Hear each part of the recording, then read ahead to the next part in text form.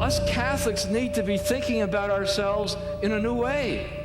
Does it feel sometime like you're losing the battle and life is a disappointment? We've got to have the courage to say that there's something missing. The Lord is interested in giving to us His power so that we can live a new way of life. What are we called to be? We're called to be saints and missionaries. There's something in us after meeting Christ that makes us want to tell others. The Lord wants to speak through you and use you and stir you. This universal call to mission is a revolution. As we hear the Spirit, He recreates us and we become new people. This is it. This is all what it's all about.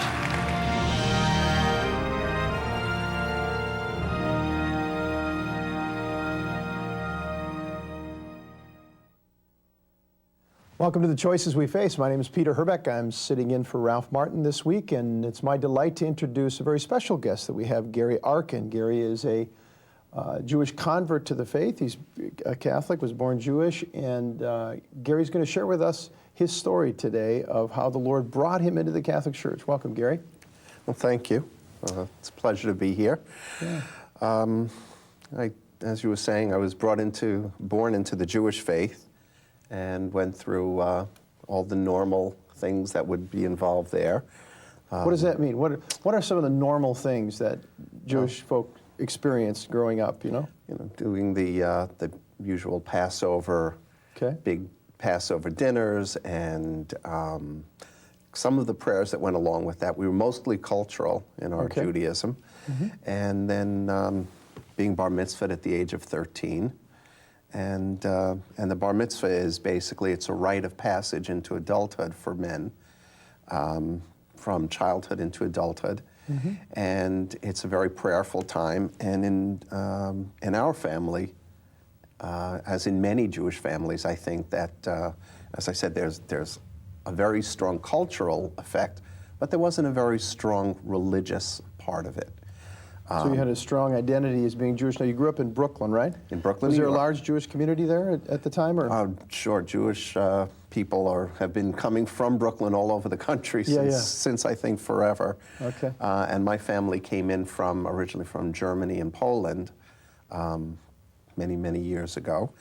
But even though the older members of the family practiced the faith and really did practice the religious aspects, in my house, it wasn't really practiced to the point where, we were told, oh, if Grandpa's coming, don't eat, ask for milk with your meat because you're not supposed to do that, knowing that when he wasn't there, we would. So Grandpa kept kosher in his house, and you guys didn't. That's one of the differences between sort of cultural Jews and observant Jews. Is that right? Okay. Exactly.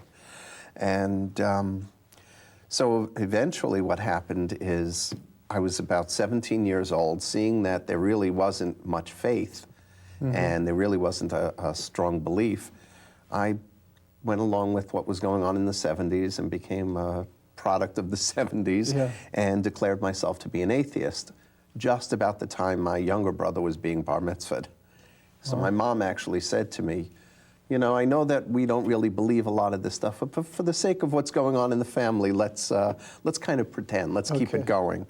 But very shortly thereafter, I was involved with a number of people on college campus and in various other places who were complete non-believers and in fact were very opposed to people people of faith. There were magazines that we subscribed to and groups that we were involved in. And I think that what we really believed at that time, in fact, I know what we believed, is that we were better. And we had to shed some light on you poor people who need a God to believe in because you're too weak in yourself. And I think today in some of the recent spate of atheist books that have come out, like The God Delusion and stuff, the folks kind of refer to themselves as the brights. Right. Right, the brights. They're just smarter than everybody else. Right. Okay, you were one of those really smart people. Oh, sure, I believed it. I knew it. And we'd get together, and it was like I said, an era of sex, drugs, and rock and roll, and we knew that what you could do to enlighten yourself, and it wasn't about God. And that's really where I sat for most of my life. I was married to an atheist. Actually, she was self-described as a fourth-generation atheist. And we brought our 3 children up to be atheists.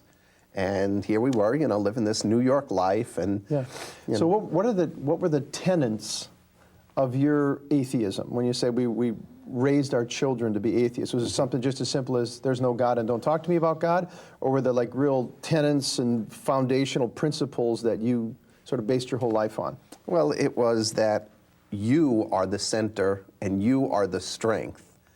And you can draw on what you have as a person. So it was everything was very me-centered. Okay. Did life have a purpose? It was really to get the most out of it while you're here, because there's nothing after. A friend of mine referred to it, and it wasn't until many years later when I was a believer that I started reflecting on what he used to say. He used to say, I can't wait for the end of my life because I can't wait for that peaceful non-existence. Wow. Well, how can non-existence be peaceful? Yeah. It's a complete contradiction. Yeah. But it was that bizarre. And I think What did you're getting the most out of here? How was that defined? Everybody just defines their own road and their own bliss. Everybody determines what that is for themselves. Is that what it was back in the 70s, kind of? And that was a big piece of it. You decide what makes you happy. Okay. And of course you have to have, each individual have certain tenets of how to respect others. But there's no set truth. There's no absolute truth. Yeah. And therefore, everything changes. And it isn't until the light came into my life many years later, until the real light of God came into my life, that I realized there is a truth. And He does hold out something for us all to approach. Yeah. So you were, at 17, you declared to your mother and father that you were going to be an atheist, or you were an atheist? It's my mom. Your My mom, dad had excuse me. passed away. Yeah. And then how many years did you live that way? You had 3 children, raised a family? Right. It wasn't until my youngest one was 5 months old, and I had a medical situation. I was, I have this bone marrow disease, and I have asthma, and I was having seizures, and there was a medical kind of mix of medications, and I nearly died. I basically stopped breathing. My wife was driving the 2 older children, who were then 4 and 6, to school, and I was home with my youngest. And when she came home, she thought I had died. She said I was so blue that when she called 911, she said, my husband's died. She was screaming and crying. And in the moments between when that occurred and when I next remember, I knew there was a God. That's why I say some people are brought into the faith by their intellect. I was kind of tapped on the shoulder, or maybe more likely hit in the head, and I often say that it was the Holy Spirit just grabbing a hold of me. Yeah. Because it certainly wasn't by me challenging and me looking. Yeah. It was just one of those. Was it being reduced to powerlessness and your own weakness and confronting your mortality and all of that opened you? Oh, absolutely. I couldn't see, I couldn't hear, and I remember when my vision and hearing were coming back, I couldn't move, but I couldn't even breathe. And yet, at some point later, I was breathing. Yeah. I was seeing, I was hearing. And it wasn't me who did that, so I knew that what I believed, that I am the center and I am the force, couldn't be true. Okay. It was God who did it. Yeah. So the reality of the change of the state you were in, you didn't experience necessarily any kind of light or any kind of voice. I did that too. You did. Would you mind describing that whole experience? Sure. There was, for me, it was like there was a distant light, but it kept getting brighter. And I was looking toward it, and it was the most peaceful, calm thing that I could have imagined. And I knew, though, it wasn't like a voice you hear. It was like a voice inside. Right, right. Saying that I did have a choice. I was given a choice. I had a free will. And I could, at that moment, go back to be with my children, and that's what I chose. And it was painful to be back because, like I said, I was paralyzed at that moment. I couldn't move. When, in that moment, knowing the life you had lived since you were 17, the conscious decision you had made a free choice to deny the existence of God and not to believe in any kind of life, maybe life after death or whatever. Were you conscious of your life at that moment? Like when you saw that light, were you conscious of your all those previous years, and you said, wait a minute, I'm wrong? I mean, do you remember feeling or thinking that? I remember there was the moment, the very first thing that I could see, because I had a very narrow point of vision, and I saw the collar of the EMS worker who was standing over me, and he was holding my hand. And I remember his name was John, and he wouldn't let go. And I remember the first things that I heard, other people asking him to leave, and he said he would stay. And he was a believer. He was a very firm believer. We ended up becoming friends for a while. Yeah. And I did know that what I had been doing was wrong. What I ended up doing is going back and looking in Judaism. That's where I first headed. Okay. And I went to meetings, and I started talking with rabbis. And for a short while, that was the path that I took. Now, you had, when you were a young man, in your teen years, you said, well, the whole Judaism thing felt like hypocrisy to you, because it was a bit of a charade, and you didn't, because in your house you didn't experience the faith. Right. But now you're going back to your roots, and you're trying to say, in Torah, in our life as a Jewish people, I want to touch what's at the core there. I want to find out if there's some spiritual life there for me. And that's basically what you did. So what precisely did you do as you went back searching? I know you talked to your rabbis, but do you spend a lot of time reading the Torah? Or? I would read books about the Torah, and I would read the Old Testament, reading bits and pieces of it. And I said, what's here is really true, but it wasn't full.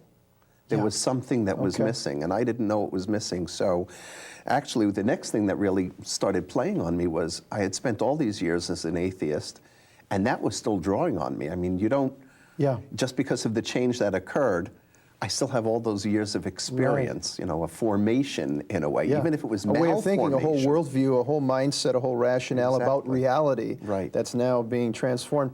What were your relationships with your friends like at the time, and all that you had fellowship with, as it were, for so many years? It was in some cases pretty bizarre. They knew what had happened to me. What they were uncomfortable with was me going back to Judaism. What they were very comfortable with was when I started approaching all New Age things. And that's what I did for a number of years. I went from everything from praying to pyramids and, believing in the power of it could have been a penny. Crystals or something like that? Anything, and praying to Mother Earth. And, What did you mean? You went from looking at Judaism and saying there's something here but not enough, so that not enough led you into the whole New Age thing. What was attracting you into the New Age spirituality and that whole journey? Well, it's like I was saying, it was that connection to how I had been formed. It was just another way of saying I'm the center, because I can choose this, that, and any of those truths work. It was very comforting for somebody who had been an atheist, because you don't have to really change. And it wasn't until a very good friend of mine, I used to work at the New York Daily News, and a very good friend of mine said, you're playing around with all this New Age stuff. This is not healthy. It's not good. But you're really looking. Right across the street from where our office is St. Michael's Church. Why don't you just come in there with me? I go to daily Mass, and I, barely knew what the word Mass was. And I said, well, I'm not really interested in becoming a Catholic. I tried Judaism, and you guys have almost as many rules as they do. Right. That's it's a religion with lots of rules and laws and all that. Exactly. Sure. But he didn't push. He just invited, and I went.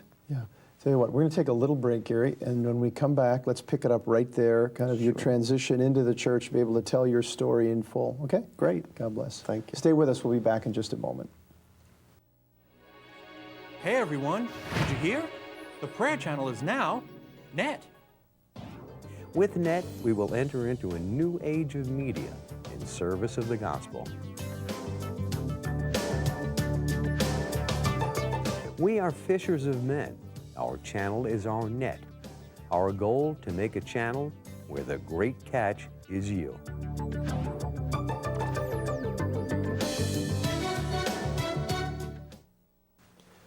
Welcome back to The Choices We Face. My name is Peter Herbeck, and I'm here today with Gary Arkin. Gary is a Hebrew Catholic, a man born into a Jewish family, and Gary's sharing his story of how he entered the Catholic Church. And we left just before the break, after your quest moving from atheism to experiencing something of the Lord working in your life, starting to believe that God exists. You pursued it in Judaism a bit, and then the New Age movement, and then a friend of yours who was a Catholic, a guy you worked with at Daily News, New York Daily News, invited you to come to a Catholic Mass or a Catholic church, and that's where we left off. So, Right. Yeah. And I did go to Mass with him, daily Mass, a couple of times, and he suggested, I knew something was going on there. I said, this looks awfully familiar. Yeah. It was reminding me of things that I had seen in Judaism. And he kind of encouraged me to speak to the pastor there. Mm-hmm. And he mentioned to me, that if you are interested in just knowing more about the Catholic faith, there's something called an RCIA program. And I said, well, what's that? We're used to lots of letters in this world, but the rite of Christian initiation for adults. And I said, okay, I'm interested. When do you meet? And he said, well, you should go to your home parish. And I said, having heard the word parish, again, not knowing much about it, but he said the place near where you live. And when I said that I lived in Brooklyn, he said, well, I know of a pastor there who has a very good RCIA program, Monsignor O'Toole at St. Patrick's in Brooklyn.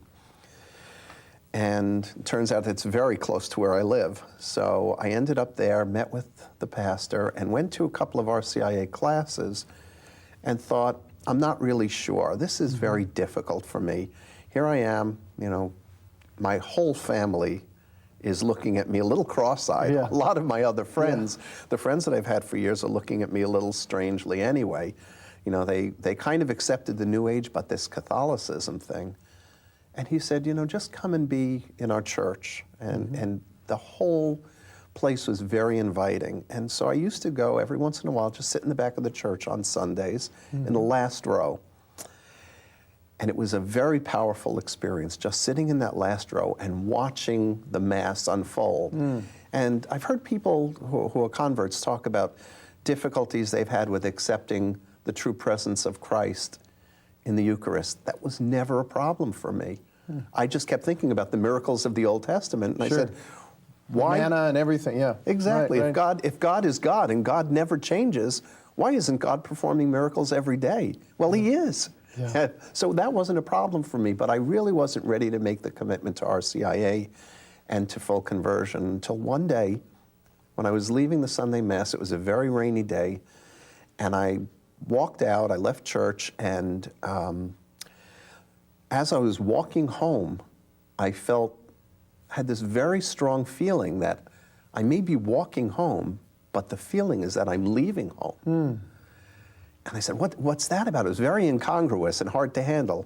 And I just looked over my shoulder, I saw the church, I walked back, I said, this is home. Now I'm home. And praise the Lord. From that moment on, I re-registered. I registered in the next year's RCIA. God's just been pulling me in all these different ways, and it's been blessing after blessing after blessing. Those blessings haven't come with challenges. There have been many. Sure. Having raised 3 children as atheists, yeah.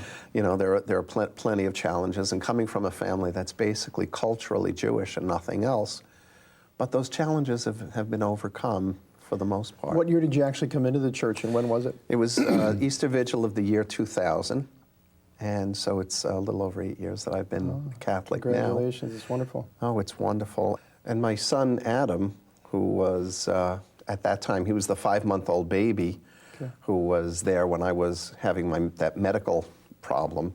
He's now 15 years old, and 2 years ago, he came into the fullness of the faith. Wonderful. At the age of about 13, so we joke around and say that was his bar mitzvah. Dad had a bar mitzvah, and that was his. Now, what about the other 2 kids?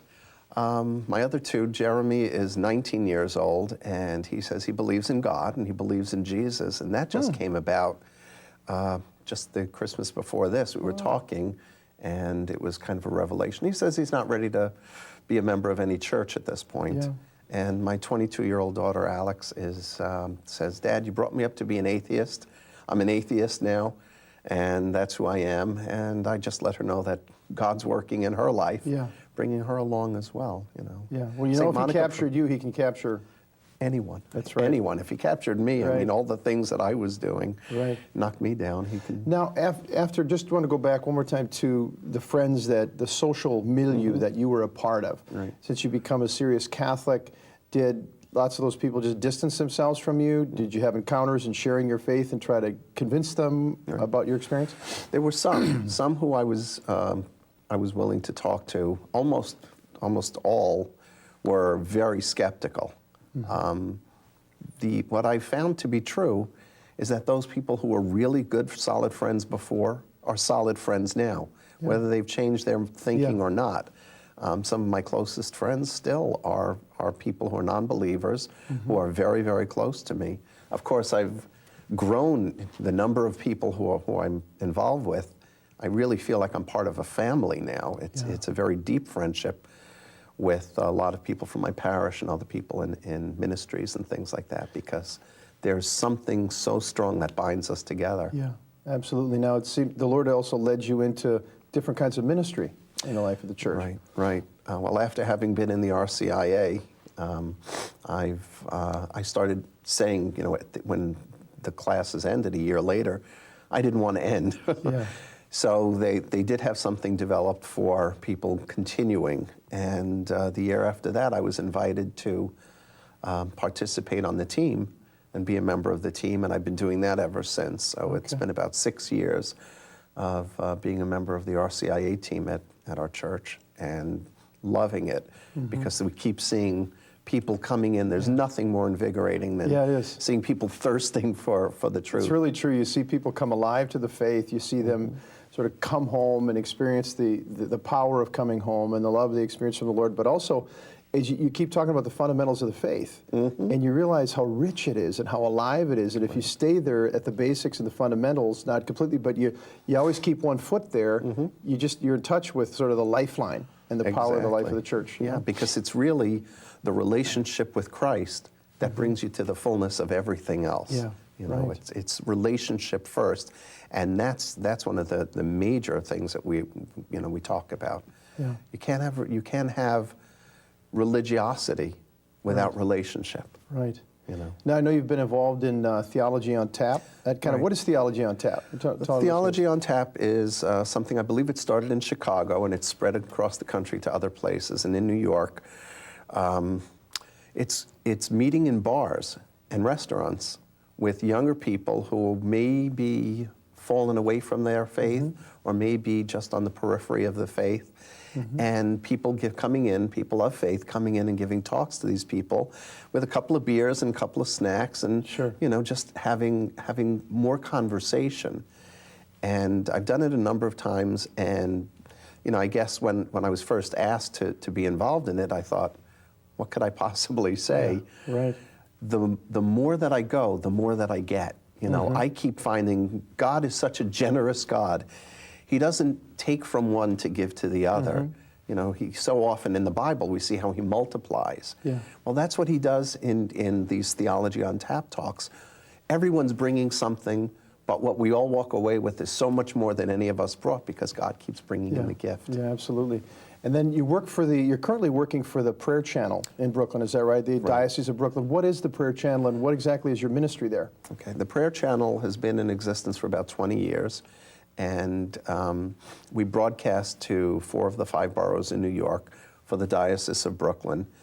And actually, we're going through a big change now. One of the things we've been kind of given to do by the bishop is to evangelize. We know that a very small percentage of Catholics attend church on a regular basis. Yeah. And based on what John Paul II has said to us, our Pope of recent memory, has given us to do, is to go out and do this new evangelization. Evangelize to people who have heard of Christ, who know Christ, but don't know him fully. Yeah. Bring them back. And so we're changing everything we do. We're creating new shows. And we're even changing the name to New Evangelization Television. Okay. So we're going out, and we're the New Evangelization Television is net, if you just use the letters, Okay. and we're going out and spreading a net, Okay. trying to be catchers, fishers of men, Yeah. as we've been told. Are you in front of the camera yourself in terms of these programs, or are you managing the whole thing? Or I'm in what's your role? charge of marketing and promoting, Okay. and it's a small operation, so people there are kind of will fill whatever piece needs to be filled at whatever time, and it's a really solid community of people working together because we have a common mission, knowing that there are people who really desire the truth, but they may not even know that they're looking, that they're searching. Yeah. So we're out there trying to present what's real, and in a neighborhood way. We're using New York City as the backdrop for our shows. Oh, very good. Gary, how can our listeners get information on net, the work you're doing? Well, they can Google the words New Evangelization Television, or just go to the URL that's on the screen. And what kind of programming is on there? Now, it's all evangelistic, but they have talk shows, you have man on the street stuff, do you have? Right, we'll start off with a number of new shows that we have, and some of them will be, we have priests going into restaurants, telling about recipes, and that's one show called Breaking Bread. We have another show, we have other shows about doing mysteries of the church, telling about some of the things that go on in the Catholic Church that people don't really know about, and enlightening people with a very young staff, a young group of people trying to reach out to other young people. Sounds very good. Yeah. Well, Gary, thank you for being with us and sharing your story. It's really very inspiring, and it's kind of warmed a special place in my heart too. My wife is a Jewish convert as well, so I heard. It's always exciting to see Jewish folks who come to meet the Messiah. Right. The Jewish Messiah, right? The Savior of the world. Right. It was hard to believe that, when we look back, Jesus was Jewish. Yeah. So. And his mother was too. That's right. God bless you. Well, I'd like to offer to you this week again this booklet, Is There Any Hope for Me? Ralph Martin wrote this booklet because the truth is there's hope for every single one of us. There's hope for you and there's hope for me. You could write to the address on the screen or call the 800 number. We'll send it right out to you. Because the message that all of us need to be able to receive into our hearts, no matter where we are, no matter who we are, that the Father has sent His Son to die for us so that He could be in a relationship with us and give us His Holy Spirit to be a source of hope for each and every one of us.